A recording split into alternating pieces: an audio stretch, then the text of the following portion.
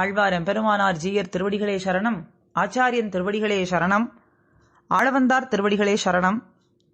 இன்று ஆளவந்தாரினுடைய திருவவதார நட்சத்திரமாகும் ஆடி உத்ராடம். எத்பதாம் போரு ஹத்யான வித்வதா சேஷ கல்மஷகா வஸ்துதாம் உபயாதோகம் யாமுனேயம் நமாமிதம். என்ன இவருடைய தனியன். இவருடைய திருவவதார ஸ்தலம் வீரநாராயணபுரம்னு சொல்லக்கூடிய காட்டுமன்னார் கோவில். இவருடைய திருத்தகப்பனார் ஈஸ்வர முனிகள், தாயார் ஸ்ரீ ரங்கநாயகி. இவருடைய திருப்பாட்டனார் ஸ்ரீமன் நாதமுனிகள். இவரே ஆச்சாரியரும் ஆவார்.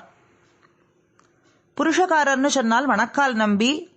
குரு பரம்பரை வரிசையிலே இவர் ஆச்சாரியர்.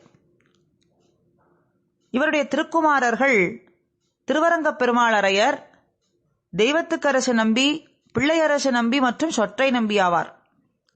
இவருக்கு மற்ற திருநாமங்கள் என்ன என்று சொன்னால் யாமுனாச்சாரியர், யமுனை துறைவர், வாதிமத்தேவ சிம்ஹேந்திரர், ஆளவந்தார் மற்றும் பெரிய முதலியார்னு திருநாமங்கள் உண்டு.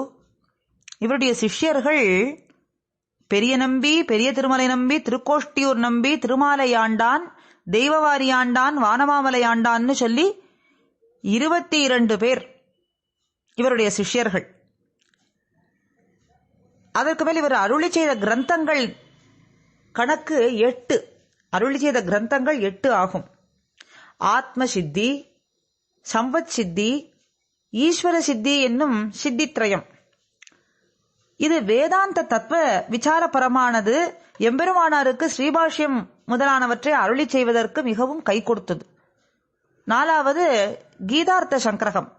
இது எம்பெருமானாருடைய கீதா பாஷ்யத்திற்கு அடிப்படையாய் அமைந்தது. அடுத்தது ஆகம பிராமணியம். இது பாஞ்சராத்திர ஆகமத்தின் பிராமான்யத்தை சமர்ப்பிப்பதற்காகவும் பாஞ்சராத்திராதிகரணம் முதலானவற்றை விவரிக்கும் போது பாஷ்யக்காரருக்கு மிகவும் உதவியாய் இருந்தது. 6வது மகா புருஷ நிர்ணயம். ஸ்ரீமன் நாராயணனின் பரத்வத்தை ஸ்தாபிக்கும் கிரந்தமான இது வேதாந்த சங்கிரகம் முதலான பல கிரந்தங்களை அருளி செய்யும் பொழுது எம்பெருமானாருக்கு மிகவும் பயன்பட்டது. 7 சோஸ்திர ரத்னம். எம்பெருமானை பற்றிய தன்னிகரில்லாத ஒப்புயர்வற்ற நூல். சதுஸ்லோகி அடுத்தது மிகச் சுருக்கமானது, ஆழ்ந்த பொருளை கொண்டது, பிராட்டியை பற்றினது. இந்த 2 நூல் சோஸ்திர ரத்னத்திலும் சதுஸ்லோகியும் உடையவராலே கத்திய முதலானவற்றிலே ஆர்வத்தோடு கையாளப்பட்டிருக்கு. இந்த 8 கிரந்தங்களிலே சித்தித்ரயத்திலே ஒரு பகுதியும் மகாபுருஷ நிர்ணயம் முழுவதும் இப்போது நமக்கு கிடைக்கவில்லை. மற்றவைதான் இருக்கிறது. நம்மாழ்வார் விஷயமாக ஆளவந்தார் அருளி செய்த தனியன்னு சொன்னால் நாம் நித்தியம் அனுசந்திக்கக்கூடியது. மாதா பிதா யுவதய ஸ்தனயாக விபூதிகி சர்வம் எதேவ நியமேன மதன்வயானாம்னு சொல்லக்கூடிய தனியன். மேலும் இவரை போற்றி சொல்லக்கூடிய பாசுரம் ராமானுஜ நூற்றந்தாதியிலே நிதியை பொழியும் முகிலென்னு நீசர்த்தம் வாசல் பத்தி துதிகத்து உலகில் துவழ்கின்றிலேன் இனி தூய் நெறிசேர் எதிகட்கிறைவன் யமுனை துறைவன் இணையடியாம் கதிபெற்றுடைய இராமானுஜன் என்னை காத்தனேன்னு இவரை போற்றியே சாதிக்கப்பட்ட பாசுரம். ஸ்ரீ பராசர பட்டர் ஆளவந்தாரை பற்றி அருளியுள்ள ஒரு ஸ்லோகம் ஸ்ரீ ரங்கராஜஸ்தவத்திலிருந்து. விதாய வைதிகம் மார்க்கம் அகௌதஸ்துக தண்டகம் நேதாரம் பகவத் பக்தேர் யாமுனம் மணவா மகைஹி. ஏன்னு கேட்டு விதண்டாவாதம் செய்யும் வாதியராம் முட்கள் இல்லாததாக வைதிக நெறியை செய்து அதில் அழைத்து செல்பவர், பகவானிடம் பக்தியை தழைத்தோங்க செய்பவர். அப்படிப்பட்ட ஆளவந்தாரை தியானிப்போம்னு இந்த ஸ்லோகத்தினுடைய அர்த்தம். சுவாமி தேசிகரும் யதிராஜ சப்தத்தியிலே இவரை போற்றி ஒரு ஸ்லோகம். விகாகே யாமுனம் தீர்த்தம் சாது பிருந்தா வனேஸ்திதம் நிரஸ்தஜி மகஸ்பர்ஷே எத்ர கிருஷ்ண கிருதாதரஹா. நீக்கப்பட்ட காளியனின் தொடர்பு உடையதான எந்த யமுனா நதியில் கண்ணபிரான் அன்பு செய்தாரோ அந்த நல்ல பிருந்தாவனத்தில் இருக்கும் யமுனா நதி தீர்த்தத்தில் மூழ்குகின்றேன். மேலும் கோணல் வழியிலே செல்லக்கூடிய குதிருஷ்டிகளின் தொடர்பை கிரந்தங்களாலே நிரசித்தவரான ஆச்சாரியன் எந்த யாமுனாச்சாரியாரான ஆளவந்தாரிடம் கண்ணன் அல்லது பெரியவாச்சான் பிள்ளை மிகவும் அன்பு கொண்டாரோ, சாதுக்களினுடைய சமூகத்தை ரட்சிப்பதில் உறுதியுள்ளவருமான அந்த ஆளவந்தாரின் குணானுபவ வெள்ளத்தில் மூழ்கி போகிறேன்னு சுவாமி தேசிகர் அருளி செய்திருக்கிறார். மேலும் பராங்குச பஞ்சவிம்சதியிலே கோயிலண்ணன் அருளியது ஸ்ரீ ரங்கராஜ பதபங்கஜ சங்கசுலம் ஸ்ரேயகா பரம் முதுர பூர்வகவேர பூர்வம் நாதாரிய யாமூன யதீஸ்வர பாகதேயம் நாதம் குலஸ்ய மம நௌமி பராங்குஷாரியாம். ஆளவந்தாரினுடைய அவதார விசேஷமும் அவர் அருளியுள்ள கிரந்தங்களினுடைய பெருமைகள் நம்முடைய தரிசனத்தில் ஆளவந்தாரை போன்ற வித்வத் சார்வபௌமர்கள் இதற்கு முன்பு தோன்றினதே இல்லை, இனி தோன்ற போவதும் இல்லை என்றே திண்ணமாக சொல்கிறார்கள். நவயம் கவயஸ்து கேவலம் நவயம் கேவல தந்திர பாரகாகா என்று இவர் தாமே அருளி செய்தபடி கவித்திரத்தில் வந்தாலும் மேலே மற்ற சாஸ்திர வைத்யுஷ்யத்திலே வந்தாலும் ஒத்தவர்கள் மிக்கிருக்கக்கூடியவர்கள் என்று இல்லாமல் அத்விதீயரான ஒரு மேன்மை இவர் ஒருவருக்கே உண்டு. சுவாமி எம்பெருமானார் இந்த ஆச்சாரியரை நேரிலே சேவித்து இவர் திருவடிகளிலே பரிச்சரியைகளை பண்ணி அர்த்த விசேஷங்கள் கிரகிக்க பிராப்தி இல்லாதவராய் இருந்தாலும் கூட ஆம் முதல்வன் என்று இவர் விசேஷ கடாட்சணம் செய்தருளினதன் காரணமாகவே அவர் விளக்கிலே கொளுத்தின தீவட்டி போல மகா தேஜஸ்வியாக விளங்கி உலகுக்கே ஜெகத்குருவாக திகழ்கிறார். இந்த விஷயத்தை சுவாமி தாமே தம்முடைய திருவாக்கினாலே காட்டியிருக்கிறார். கீதா பாஷ்யத்தின் உபக்கிரமத்திலே யத்பதாம்போருஹத்யான வித்வஸ்தா சேஷ கல்மஷகா வஸ்துதாமுபயாதோகம் யாமுனேயம் நமாமிதம் என்று அருளிச் செய்த ஸ்லோகம். இதில் ஆளவந்தார் தம்மை கடாட்சித்தருளினதுதானே காரணமாக இருந்தது தாம் சீர்மை பெற்றதாக என்ன அருளி செய்யாமல் தாம் அவருடைய திருவடி தாமரைகளையே சிந்தித்து அதனால் சீர்மை பெற்றதாக இந்த இடத்துல சொல்லியிருக்கிறார். இதனுடைய உட்கருத்து என்னன்னு சொன்னால், ஆளவந்தார் என்னை கடாட்சித்து அருளின அதனுடைய பயனாகவே நான் அவருடைய திருவடி மலர்களை சிந்திக்கும் பாக்கியம் பெற்றேன் என்றே கூறுகிறது. குரு பாதாம்புஜம் தியாயேத்து என்கிற சாஸ்திர விதியை பின்பற்றி அருளி செய்கிறார். சுவாமி எம்பெருமானார் ஆளவந்தாரிடத்திலே நேரிலே அர்த்த விசேஷங்கள் கேட்கவில்லையே என்ற குறையெல்லாம் தீர அவருடைய திருவடிகளிலே ஆசிரயித்து உய்ந்தவர்கள் எல்லாரையுமே சென்று தான் ஆசிரயித்தார். ஒத்தொத்தரிடத்திலேயும் அர்த்த விஷயங்களை அதிகரித்துக் கொண்டார். அதனாலேயே பஞ்ச ஆச்சாரிய பதாஸ்ரிதா என்று விருதும் பெற்றார். ஆளவந்தாரோடு நான் கூடியிருந்தேனாயின் பரமபதத்துக்கே படிகட்டி இருப்பேன் என்று எம்பெருமானார் சாதித்ததாக பிரசித்தமான வார்த்தையே இவருடைய மேன்மையை அதிலிருந்து நாம் தெரிந்து கொள்ளலாம். நித்திய விபூதியும் லீலா விபூதியும் சேர்ந்து ஒரு விபூதியாகவே ஆகிவிட்டால் உபய விபூதிநாதன் என்று தான் வகிக்கும் விரிதுக்குறை விளைந்துவிடுமே என்கிற எண்ணத்தாலே எம்பெருமான் இந்த ஆச்சாரியரை கூட்டி வைக்கவில்லை என்றுதான் பூர்வர்கள் சொல்றார்கள். உபய வேதாந்த ரகசிய பிரஸ்தானங்களில் இப்போது நாம் அனுபவிக்கக்கூடிய அர்த்த விசேஷங்களுக்கெல்லாம் ஆதாரம் ஆளவந்தார்தான் என்பதுல துளி சந்தேகமும் இல்லை. இவர் அருளி செய்த சித்தித்திரைய முதலான சாஸ்திர கிரந்தங்கள் இருக்கட்டும், ஆளவந்தார் சோஸ்திரம் என்று சொல்லக்கூடிய சோஸ்திர கிரந்தமானது மகா வித்வான்களுக்கும் பக்தர்களுக்கும் எப்படி இருக்கும்னு சொன்னா, எனக்கு தேனே பாலே கண்ணலே அமுதே என்ன உள்குழைந்து பேசும்படியாக இருக்கும். உள்ளே புகுந்து நோக்க நோக்க பார்த்தா உபய வேதாந்த ரகசிய அர்த்தங்கள் அனைத்தும் அழகாக எளிதாக தெரியும்படிக்கு மகா உபகாரம் செய்திருக்கிற இந்த பெருமையை எப்படி சொல்வது? நம் வாயால சொல்ல முடியுமா அவருடைய மேன்மையை? அதனால்தான் இதுக்கு ஸ்தோத்திர ரத்னம் என்று திருநாமம் சாத்தியுள்ளார்கள். சம்பிரதாயத்திலே நன்னாக தெரிந்த பெரியோர்கள் 3 ரத்னங்கள்னு சொல்வார்கள்.